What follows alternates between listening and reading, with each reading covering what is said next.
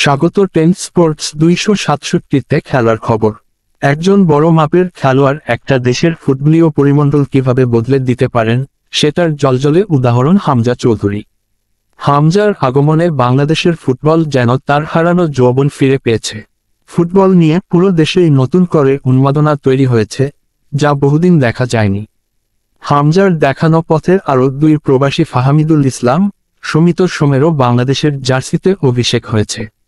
ঢাকার জাতীয় স্টেডিয়ামে পরশু এফসি বাছাই পর্বের ম্যাচে সিঙ্গাপুরের কাছে হারলেও প্রত্যেকেই দারুণ খেলেছেন।